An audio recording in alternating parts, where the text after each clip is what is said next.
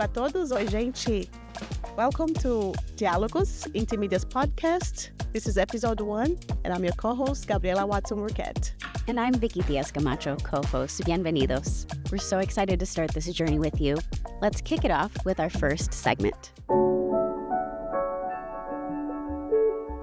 All right, guys, so today the top headlines focus on the first 30 days of President Donald Trump's second term and what these recent changes mean for Philadelphians. So one of those changes has been stricter immigration measures and increased enforcement. Changes in the White House have caused ripple effects throughout the U.S., which we're also seeing in detainments throughout Philly, a welcoming city. And one thing that we'll discuss in this show is the difference between a judicial warrant versus an ICE warrant. And later in the show, we will hear from Erika Guadalupe, who's the executive director at Juntos. She shares how to advocate for yourself, for your friends and your family if approached by ICE, and who to call if you're wrongfully detained. Another headline of note is Kensington's new wellness courts, or the city's new fast-track court programs that focuses on Philly's unhoused population. Simply put, officers can detain people experiencing homelessness to put them in contact with resources such as addiction treatment, social services, and other wraparound services. Or so they claim. Kensington Voice reporter Emily Rizzo said it's not clear how the newly created, quote, wellness court bench warrants will be enforced. But we do know that 9 people were arrested in the first week of this new program. And harm reduction advocates say the program does not follow evidence-based approaches to help curb rates of substance use nor support people who are in need. And on the cultural side of things, Vicky, it's Black History Month, and we're going to celebrate it here at Diálogos, talking about the importance of African Americans and Afro-Latine culture, the fights, the struggles, the achievements, the contributions. And we have a special guest to talk about the Schomburg Symposium at Taller Puertorriqueño that's coming up. So stay tuned for that interview. So excited. And before we move forward, we need to talk about the new Bad Bunny album. Yes. You are Mexican. I am. Mexican and Puerto Rican. Yes. So, yeah, this album truly resonated. This latest album, for those of you who don't know, but I doubt if you don't know, Debí tirar más fotos, it's resonated across the Puerto Rican diaspora and beyond. And I think I want to drop a little fact here, which is it dropped on January 5th, which is the eve of Dia de los Reyes Magos, which is a big, significant cultural holiday for Puerto Ricans. All Latin America. And for all Latin Reyes. Exactly. So Benito gave us a gift, and it's been beautiful. But music commentators, journalists, and scholars are hailing this as a monumental work of art.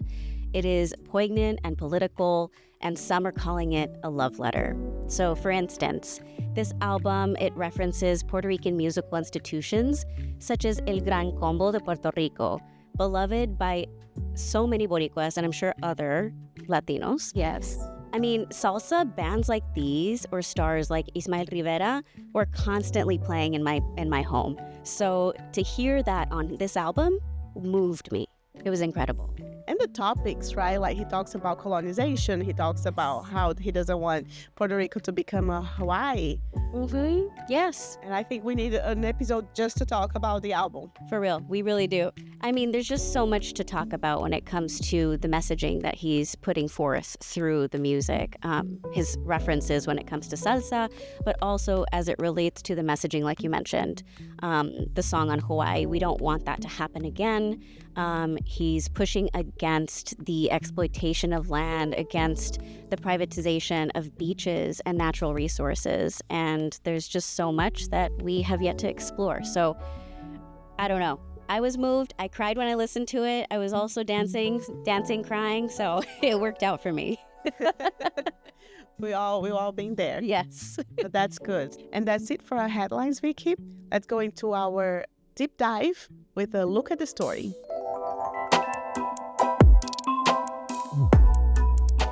For today's look at the story, we dive deep into the impact of deportation measures that, while not new, have accelerated under the Trump administration the past 30 days. That's true. And joining us is Erika Guadalupe, Executive Director of Juntos. Hi, Erika. Thank you for being here. Yeah, of course. Also here to talk to us is Inti Media's reporter, Nigel Thompson. Welcome. Hi, thank you for having me. Of course. So, first off, Erika, can you break down what's been happening with immigration policies the last several weeks, and what should we know about the local impact? So over the last few weeks since Trump officially took office, he enacted, I think, a series of policies and measures that he made clear during his campaign trail that he would like to do. They range from different things, mass detention, mass deportation, and particularly scaling back on certain protections and immigration pathways that were established previously. I think it's really concerning. I think right now what we're seeing are that Trump's deportation policies right now are really about inflicting harm. I think really what I've been telling folks and what we've been naming is that it really does feel like cruelty is the point. And we see that in everything from him rescinding the sensitive locations memo, bringing back things like the stay in Mexico policy, and then the raids across the country, including one that happened in our own city last week. So, Nigel, you've been reporting on immigration for a long time, right? You've been in the communities, talking to residents, talking to locals. What's been your experience about how this is impacting our community? Yeah, it has been a wild couple of months, just the couple of months in the lead up to this Trump administration 2.0, and then, now we're only a couple weeks in, 2 weeks in, I think, and just kind of what I would say is what I've encountered the most is a lot of fear, and it's a lot of fear of just the unknown, because the thing with the way in which Trump has gone about it and his administration has gone about it is, immigration happens to be one of the things that they can do with like very little, at least these announcements of ICE raids, these raiding of businesses, these raiding of any day places. It's a fear tactic. Some of the bigger immigration things that he wants to do, he's going to hit legal walls, and he already has. I.e. the birthright citizenship thing, like that's been knocked down. He's been sued twice, and he's been knocked down twice there. And even his attempts to take away sanctuary from churches and places of, other places of worship, that's also facing a court challenge. But I think among the community, because of how fast it's happened, because of also just kind of the proliferation, and I know Erika talked about this, just kind of the proliferation of disinformation about like what is happening. There's a lot of fear. People are scared to go to the grocery store. People are scared to live their daily life because they don't know when ICE could come knocking, or they don't know where ICE is. And a lot of it, they don't know what they can do if they encounter ICE. That's another thing. The administration is doing what it's doing so those things happen. So those people are scared. So those people can't feel like they can't live a normal life. It's to make it untenable to be here. That's the tactic. It's been so disheartening to hear from the community members that they don't go to work, they don't send their kids to school, they just stop living out of fear. Yeah. Well, and that fear is really hurting folks because then they don't know their rights, which is, we're seeing a lot of community members hosting Know You Right sessions, right? And Erika, you were talking a little bit about the history of the organization, of the agency. What should we know about it? Where did it come from? To describe Immigration and Customs Enforcement as an agency, like I totally see it. And I think others should as well, like as a rogue agency, like one that kind of plays by its own rules, often doesn't follow like the set procedures that like are set federally, right? Often also disrespecting local protections like sanctuary city policies, like we've seen here in Philly when there were courthouse arrests outside of our local courthouse late last year, right? Even though we are a sanctuary city. So in general, like ICE has always used different like ruse tactics, I would say, to make their arrests, and also regularly, I think, functions outside of what like any normal protocol should be. I think like ICE is an agency that was formed like in my lifetime, and I think it is one that we didn't have before and we don't need to have, and hopefully it will be abolished again in my lifetime. But since its inception, I think it was founded with a really particular purpose in mind, post 9/11, which is to criminalize and dispose of any immigrant that like didn't like didn't meet their rules, you know. And as we've seen over the last 2 decades, like that rule of like who is an immigrant that can stay here and who is an immigrant that can't, like rapidly changes, right? And often also like lives on these concepts of like good immigrant and bad immigrant, that like at Juntos we stand very much against that. Like we don't believe in minority rhetoric or like respectability politics, and like really believe that like at the end of the day the immigration enforcement system is unjust, right? And that's actually what's criminal.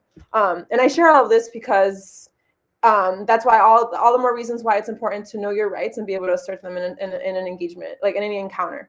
So, Nigel, one of your experts, Jasmine Rivera, wanted people to understand that Philadelphia is a certified welcoming city, which also designates it with sanctuary status. But what is the difference? Can you break that down and what people are saying, how we ought to define Philly? Sure. I mean, yeah, Jasmine Rivera is awesome. She is the executive director of another organization that's doing work, but they do it on like a statewide level, the Pennsylvania Immigration and Citizenship Coalition. Jasmine pretty much said that, you know, sanctuary at a point right now is very misleading because, you know, the reality is the policy, what it represents in Philadelphia is pretty much what she called an ICE holds policy. You know, Philadelphia Police Department used to have an agreement with ICE to where anybody that was arrested that was undocumented, they would share that information with ICE, and then ICE would pick them up and send them up to State Road, where they'd be detained and then off to getting deported. You know, under Jim Kenney, because of the work of advocates like you know, Juntos and PIC and others via LEAD, you know, they got that it was a PARS agreement. They got that agreement cut off, and so there's very little collaboration between. There's very little, if any, collaboration. There still is between law enforcement in Philadelphia and ICE. So that means that like people who are undocumented, people who are, you know, if they get detained, they're not necessarily going to land in the hands of ICE. But there are still things that go on, you know, that Jasmine kind of clued me into, of like, you know, they still, you know, when it comes to like a federal actions, is why you see ICE raids at like a car wash in Philadelphia. It's why ICE raids still happen. The reason Jasmine said it was misleading is because like people think sanctuary, oh, I'm safe, and then they see an ICE raid, and it's like, what the heck is that? Like, you know, is that you know, is that real? I was told as a reporter by Jasmine to just use ICE holds. You know, it's ICE, it's an ICE holds policy. No, that's interesting to learn that, you know, what are the terms and how can impact, right, our community. The term sanctuary has kind of been jumped on by Trump, and you know, right. You know, there's the extreme, you know, anti-immigrant, you know, people, you know, as like a, you know, it kind of puts a target on the back of anybody who supports it, or on the, you know, it kind of puts a target on the back of Philadelphia, you know, any city that has it. And it's become such like a polarized thing, you know, it automatically becomes this like immediately negative thing just because of how they hammer it home. They use it as part of their messaging to frame it as something negative. And I think that's also like a reason why they're kind of shying away from it and trying to be more specific, is that it's just been so polarized, you know, and it's polarized because people don't understand what it actually means. Yeah. And that's why words matter. And then empowering people with that language also matters, which we're seeing across the city, which is wonderful. But I think that was another point that I'm gleaning from Erika, is the beauty of providing your people with resources and community and linking arms and making sure that folks understand their rights, understand what they can say, understand the paperwork that is official versus what's not official, which, you know, you also know about. So, yeah, I think it's wonderful to empower our communities. Thank you for that insight, Nigel, on, you know, on the debate has been happening around like the names and the messaging. But we want to also hear from Erika. Like I said, she was an important figure to make it Philadelphia sanctuary city. What do you think about the discussion that Nigel was bringing up for us? For sure. So Philadelphia is a sanctuary city, which is a great thing, right? That's a great thing that we have, that community organizations fought for back like 10 years ago now, almost. And I used to support with that back when that was a thing. But really what that really only means is that Philadelphia does not have collaboration between local police and immigration. So for example, if I run a red light, and I get pulled over, the cop generally, like, that information will not be shared with ICE. Like, it won't be like, okay, Erika is a really bad driver. She drives illegally, like, does all these illegal things. Like, I should never know that, right? That's essentially what that means. It also means that there's not detainers also here in Philly. So if someone's in a Philly jail, technically they're not supposed to get handed over. I think, like, I'm in pro of the youth sanctuary, because I feel like it is, like, it's kind of like a vision, right? Like, it's a vision of what we can really do for immigrant communities, that is more than just like limiting collaboration between immigration and ICE, right? But like, actually, how is like our local government a partner in like pushing back against these policies, right? Philadelphia has something, a really great project called PIFA, which is like the Pennsylvania Immigrant Family Unity Project. And it's a project that basically provides universal representation. One thing I do want to uplift, though, is that Juntos has a campaign called Sanctuary Schools, where we won something called the Welcoming Sanctuary Schools Resolution about 3 years ago. And this is actually something that stands regardless of this federal memo being rescinded. Philly schools are supposed to be sanctuary schools. They're not supposed to let ICE on school grounds. They're supposed to have a very specific protocol to redirect ICE agents to a separate office and away from school grounds, to avoid like intimidation and fear of like parents and children, and also trainings for teachers on what to do if they see ICE. We, Juntos, as part of our organizing, we actually think there's a lot that the district isn't doing to complete this resolution.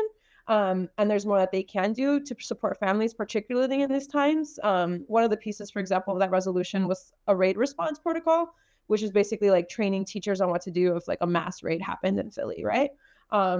Unfortunately, that has never been implemented. It's just like a written kind of like some steps, which isn't enough, especially now. But we do have that. Like, there is a policy in Philly. So like immigrant parents should know that they can take their kids to school. There's also another campaign led by Free Migration Project that basically won a resolution to ban medical deportations. So like folks should feel like, and in general, folks still do have rights to go to hospitals as well, and receive treatment.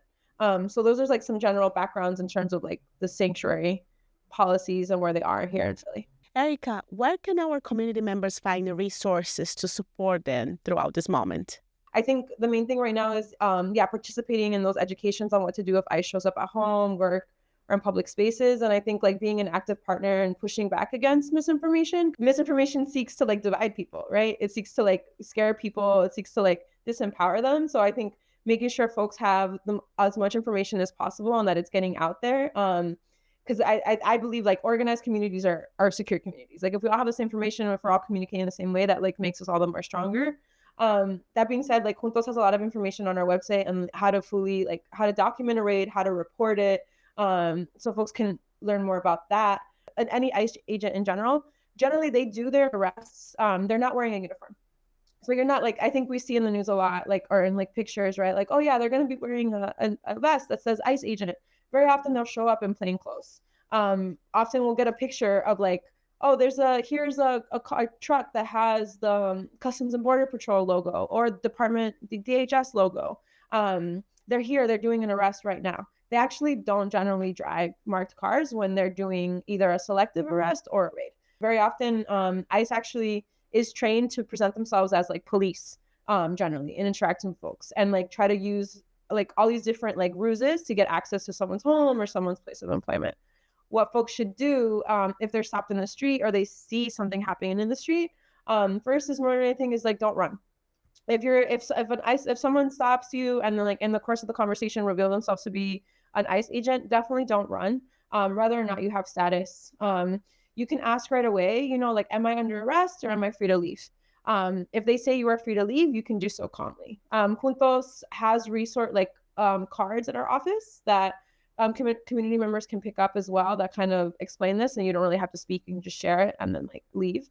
Other pieces that like you legally, you only have to share your name to law enforcement. Don't give a false name, like giving false information, right? Obviously is a crime. But if there's a raid response network in your neighborhood, it's going to make them that much harder to find you if they don't have your actual name. And again, right, you have the right to remain silent throughout the course of the questioning. The only thing you have to share again is your name. And then you have the right to refuse to be searched. And for our community members that are from another country that don't have status in the US, in general, we recommend that they avoid carrying identification from another country. If you are a citizen, right, I mean, you should have your driver's license so that you can show that. But if you're from another country, we recommend that you don't share a passport. And I think the main thing that really matters if you're seeing that right in the street, is you have the right to take photos and video. Thank you so much for your time, Erika. Thank you. And Nigel, it was great chatting with you. And we've seen throughout the city community members stepping up to the plate, supporting our undocumented neighbors. So we will be sure to drop links to resource guides where you can access and share them. Coming up, we are talking about hot topics. And today, we're discussing the impact of the attack on DEI. Employers and workers in the U.S. say they're bracing for new guidance and changes in federal initiatives. Meanwhile, following the Trump administration's sweeping executive order calling to end diversity, equity, and inclusion measures at universities, nonprofit organizations, and government agencies. Some of these organizations have already begun to eliminate DEI departments. But what does this mean? And Vicky, this is where we learn from Dr. Cindy Estremera Gauthier, who is the Director of Diversity, Equity, and Inclusion at Inside PA Cyber Charter School. Dr. Cindy, I've been following you on Instagram and I saw your recent trip to Ghana. It looked amazing, Vicky. Truly. Please talk to us about it. Thank you, Gabriela. Yes, it was so exciting to be in that space and to be able to travel to Africa, to travel back to the motherland. And, I think part of what it was like going to Accra, Ghana with a group of sisters. There were, we basically kind of came together through one of our mutual friends, Nadia Sasso, Dr. Nadia Sasso, she graduated from Cornell University with a degree in Africana Studies, and she does film as well, Gabriela. And she actually used this trip to document what it's like coming back to the motherland. And so she is going to be producing a film called Roots and Revelry that really tells the story of coming back home. And I think what was really powerful about my experience as a Black Latina, and my parents are from the Dominican Republic and Puerto Rico. And so part of what I've learned and researched in my scholarship was about the Black Latinx experience in America for those of us who were born here and raised here and have really sort of disjointed or sort of broken connections to home, and then finding routes and roots back to home. And so part of Nadia's project and part of our trip was about really reconnecting with home and thinking about specifically Ghana and the ways in which it is a cornerstone of the African diaspora. And the ways that we think about liberation and Blackness globally. A lot of that movement work had happened in Ghana. A lot of that sort of those cultural traditions have happened in Ghana. And so we were able to have really profound experiences that were about us connecting personally with we were able to make the batiks and really learn about the history and the traditions behind it. We, of course, traveled to Elmina Castle and were given, the history of the violence of that place being one of the ports for the transatlantic slave trade into the Caribbean and the Americas. It really supported me being there and having more impactful conversations about the history of racism and colonization from an anti-racist educator perspective. That's professionally, but personally, what was impactful for me, especially understanding my own ancestry, is that I do have, my ancestors are from West Africa. And it was an opportunity for me to really just understand just the diasporic connections that I have. So I think it's really important for us as Black Latinas, Afro-Latinas, Afro-Latinx people to know that, yes, the Caribbean is our home, but we have African roots that we're not connecting with, that we want to kind of rediscover and understand.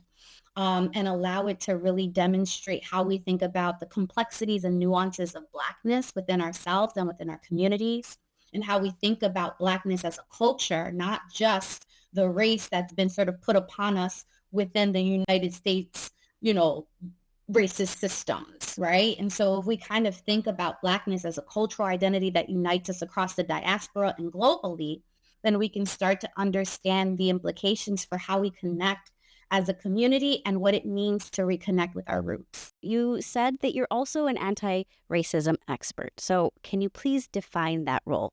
Yeah, so in this particular role, in terms of being an anti-racist facilitator, is that we have to ensure that our programs and policies and practices are integrated within the organizations. And so part of what's been really scary for a lot of folks is that, especially at the federal level, is that that's being dismantled, right? But in terms of schools at the local level, schools that are, in different cities and states, we have a certain amount of agency to integrate anti-racism curriculum, anti-racist practices, anti-racist policies in our HR departments at the local level that is not directly touched by or impacted by the executive orders against diversity, equity, and inclusion. And so right now at this very moment, right, that could change, it doesn't have a huge direct impact on schools and Latinx people in Philadelphia at this moment, right? Some folks who maybe are federal workers are impacted because they've been hired to a federal agency and now there's rollbacks, right? But the biggest immediate impact that this executive order is having is creating a fear around diversity, equity, and inclusion, which for me is about, how to maintain an anti-racist culture, especially at the school level. Schools receive federal funding like Title I, but that is something that could be impacted if the Department of Education disappears, which we can talk about a little bit. But with a lot of programs and departments being targeted, even if they integrate this, they might be rolling back their efforts in terms of providing programming and supports to marginalized students. Our Latinx students, our students of color face multiple systems of oppression based on multiple facets of their identities, their disability, their ethnicity and race, their gender identity, their citizenship status. So that intersectionality of our Latinx students is critical to understand. Dr. Cindy, what's the most important takeaway for you as these shifts happen in organizations, in schools? We can talk about the idea of creating a culture of inclusivity, but if we're in an environment that seeks to destroy us literally, then we're never going to feel safe. We're never going to feel belonging. And so it's really important for us to understand that these are policies that can be, done and undone, like the yes and the no. And they've continuously, perpetually done that throughout history. Like we've seen that in our history, these policies continue to sort of be flip-flop, but we've never seen the type of regression that we're seeing at this very moment. And so it's very important for us to find community so that we can uphold the rights and dignity of the individuals and the students who are marginalized. I think a lot about students as, in terms of supporting our school, which is a cyber charter school for kindergarten through 12th grade. And I also teach at a university. So I think a lot about my university students. And so we need to ensure that we're upholding the rights and the dignity of our students in these institutions and systems that are not supporting them in this capacity. But understanding that those laws and those policies and programs and initiatives were put into place to create environments where folks who are diverse, where folks who have different marginalized facets of their identity, different vulnerabilities, different protected statuses, where they could be in spaces where those spaces were not necessarily meant for them, and that they could start to contribute in those spaces. And what is happening at not just the federal level, because when I'm talking about fear, one of the biggest issues is that there is a mindset and a behavior around how people respond to folks who are marginalized, whether it's by race or gender identity. And so it's very important for us to understand that what these executive orders do, what rolling back something like affirmative action does, is it creates a narrative around how to treat people in what folks believe is a merit-based society, right? We have the myth of meritocracy, which is not necessarily true.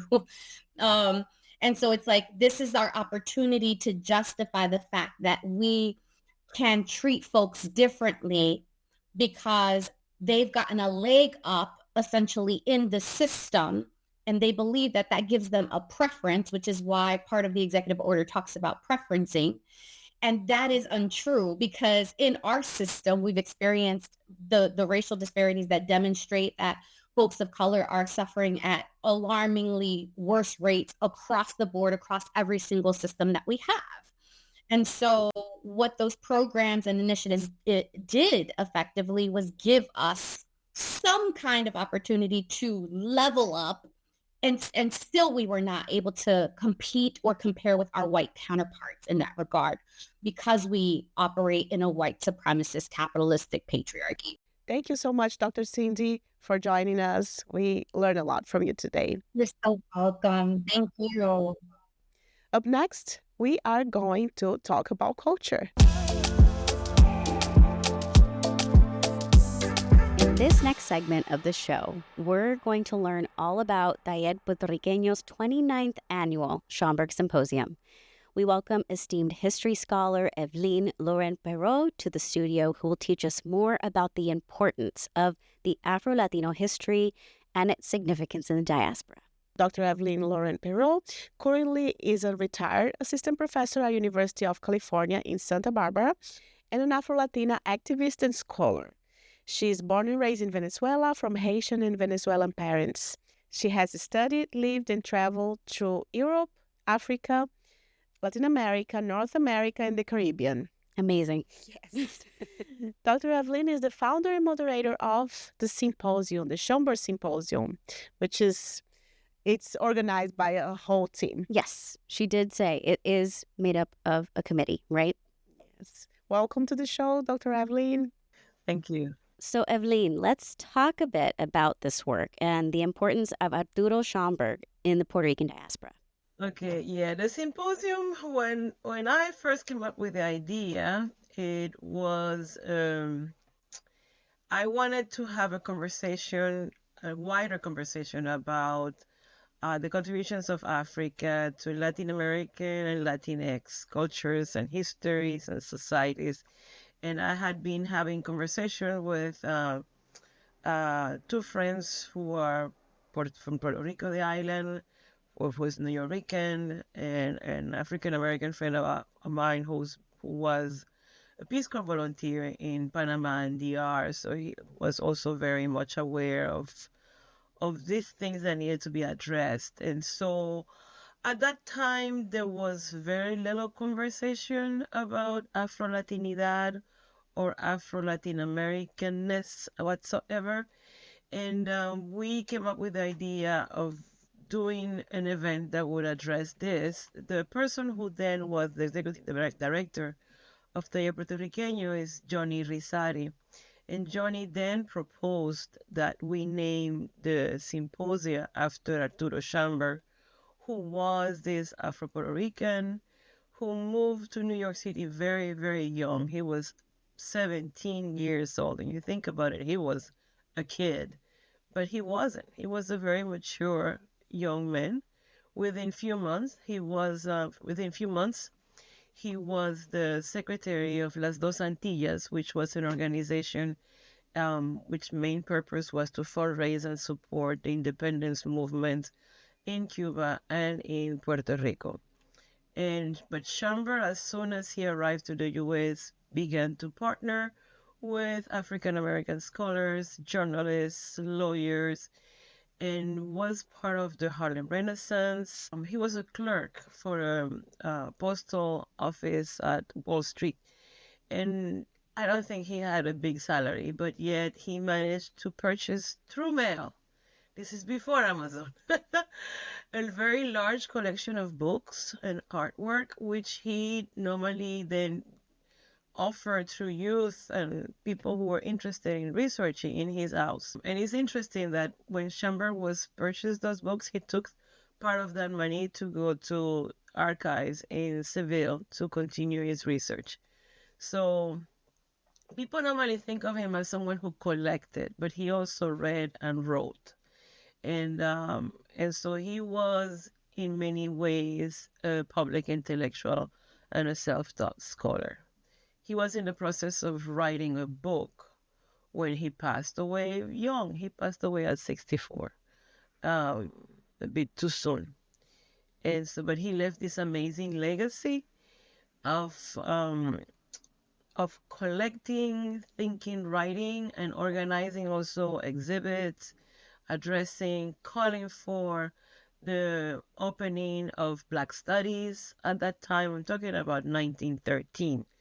He was asking for that. So he was a visionary, a pioneer, and at times I don't think we fully grasp and understand the scope of who he was. So, Dr. Evelyne, what's the importance of having a symposium that centers Afro-Latinidad? It is crucial. It is crucial, first of all, to make the point that being Latino includes the African component, and that we have all reason as Latinos, Afro-Latinos, to celebrate Black History Month, but it's also a lesson for Latinidad and Latinx people who in Latin America, there are racialized dynamics that exclude people of African descent. And when immigrants from Latin America come to the United States and find themselves caught up in the conundrum of power dynamics, quite often they want to embrace just the Spanish and the indigenous, depending where they come from. Some communities don't want to embrace the indigeneity neither. And so it is very important to highlight that being Latin American, being Latino, involves contributions from the first people who were in the Americas, the Amerindians, original peoples, from the Africans who were brought, and from Europeans. Granted, there were many more Africans who made it to the Americas than Europeans, pretty much until the second half of the 19th century. And after the nations became independent, many of the Latin American nations became independent, or I would say Ibero-American if I want to include also Brazil. And so many of these nation states the authorities kind of panicked because they realized that the European population was actually a tiny minority. And so most of these nation states organized all sort of immigration policies welcoming Europeans with a goal to whitening what is today considered America. So there are nations who were more successful in having more Europeans move to there, like Argentina, some areas in Brazil, places like Costa Rica, but some could extend some parts of Venezuela and Colombia, definitely also Cuba and Puerto Rico. But we need to understand that arrival of European in much larger numbers to what is Ibero-America is actually quite recent, end of 19th century, early 20th century.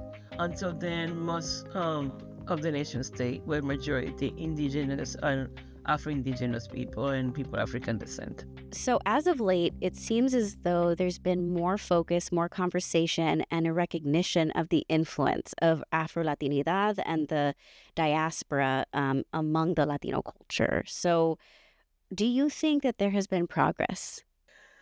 There has been some. We cannot say that it has not. There has been some. There is more conversation about it. Less people become apprehensive about talking or engaging in that conversation. However, I must say there are still folks out there who insist in claiming that there is no racism within Latinx groups, that definitely there is no racism in Latin America, that was an invention, that people who lived too long in the United States tend to focus on that. I was born and raised in Venezuela. I grew up, I did all my schooling until completing my undergrad, and I've always experienced racism in Venezuela. I may have not had a vocabulary to talk about it until I came to the U.S., but definitely it exists. It has existed. Come on, these were nations that built economies based upon enslaving first indigenous people and then enslaving African and African descended people. And so the sequel, the afterlife of enslavement is discrimination. Discrimination by racial phenotype, hair, texture, physical appearance, nose, whatever you want to call it. And so that's pretty much there. It might not be enacted and manifested in the exact same way as is happening in the United States. And many people will hold on to the fact that because of that, it doesn't exist in Venezuela or in Colombia or in Brazil. And one thing we need to stop is to stop having the U.S. as a yardstick to read into discrimination and racism in America, which exists and denies opportunity and access to people in similar ways that it happens anywhere it happens. Dr. Evelyne, how can non-Black people be an ally in the anti-racist movement? That's a very good question for two reasons. One is to understand how the ghost of race is constructed. Many people don't understand that it's a construct, that we are a human race. And again, people tend to hold on to the construct done in the United States. And the United States construct, we need to always remember, it was very fluid until the Supreme Court decided that 1/16 of African ancestry makes someone Black. And in Latin America and Ibero-America, during the colonial period, it was almost a reverse. Someone who is the descendant of Africans and something not Africans or specifically European, then it ceased to be perceived as Black. But then there is all kind of definitions that at some point meant one thing, some of them are still in place and mean something else. So we know, for example, of terms like moreno, jabao, trigueño, mulatto, etc., which are used to describe someone with some kind of African ancestry. And at times, some people you can barely see that African ancestry, and therefore in places like the U.S., where a person does not have to really have a full-blown African phenotype to be perceived as African American, in Ibero-America, yes, someone who is lighter, much lighter, and has less curly hair may fit more into the construction of the mestizo ideology, which is a completely different thing. So many folks who I would say belong to that category, because it's very rare to find in Spanish America or in Ibero-America someone who has absolutely no one drop of African. I'm not saying that doesn't exist, but if you look at the largest spectrum of the population, from Rio Grande all the way to Tierra del Fuego, you're going to find, besides Amerindians, original peoples communities, which may have not had or may have had interaction with Africans, you're going to find that most people do have some kind of something. So one of the first things I would invite everyone to check their genealogy and their DNA ancestry. That is a big revealing piece of information that will blow the mind of many people. The other one is to try to be less defensive and question more and research more history. This is about learning about the richness of your own family and cultures and what you do, why you do what you do the way you do it. Evelyne, what can history teach us about what we can do in this moment and how to preserve our culture and continue to recognize the power within us?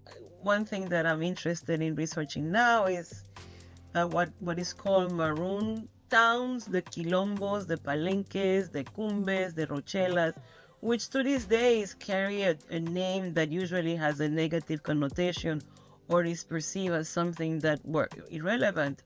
And there is a book by historian Ignacio Gallup Diaz, he teaches here at Brynmore, in which he talks about how when Sir Francis Drake, the pirate, went to Panama in 1573, 75. This is way back then. The Maroon took the pirate to a tree that had steps, and the steps led to a platform they had built on top of a tree. From that platform, they could see the Atlantic and the Pacific Ocean, so it was an observation point. Now, to build that, you need to have planning and a structure. But not only to build it, this is a rainforest. It rains all the time. So they needed to have an upkeep, a regular upkeep. The only way to do that is by having a very sophisticated structure institution. In addition of the planning, the collecting of material, the building it, and for it to be and remain functional. I recently had the opportunity to visit San Basilio de Palenque in Colombia, not too far from Cartagena, and Esmeraldas, including Timbire, which is a small town. And these are two areas that evolved from maroon towns. And I was very impressed to see that till now, they still have some political semi-autonomy, and that they reach out to the decision about how to address crime, how to address government, self-government in ways that do not match what the big picture politics are. And so, for instance, in San Basilio, the police force cannot get into San Basilio. If there is a problem with someone, there is a council of elders who work with the people who may have had some issues and try to address, to correct, to guide a person. If I think a year or two go by and the person hasn't shown no way of improving, then they might consider bringing outside police force. But otherwise, it's dealt internally. Each age group has a community that is made of people more or less your age. So when you turn 12, 14, then you establish something called a cuadro. This is in San Basilio. And that cuadro is going to be yours to support you in many different instances and situations in your life. And there is a council that includes members of each of these cuadros that reach out the decision makings of that impact the community. And so it's, again, to think that Africans who created these towns were a bunch of disorganized people, and that's actually preposterous, because try to imagine, they first of all had to rely on indigenous support, knowing where to go.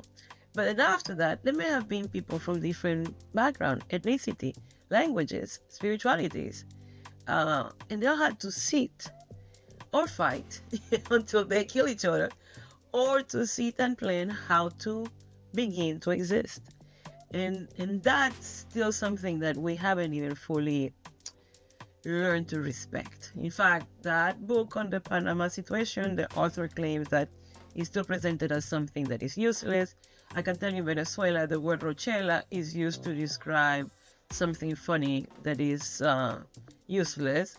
In Argentina, when they want to talk about a big mess, something that doesn't work, they use the word quilombo. And so, yeah, so that's why it's so important to have this history be also part, I think, of the training of teachers. So teachers with those tools can perhaps help train a civil society that is at least more aware and reflecting about all these negative perceptions that we've accumulated for the past 200, 300, 500 years about African Blackness. Yeah. All right, guys, thank you so much for tuning in. Make sure to check out our work at intimedia.org. And stream Diálogos on all streaming platforms. Ashe. Nos vemos.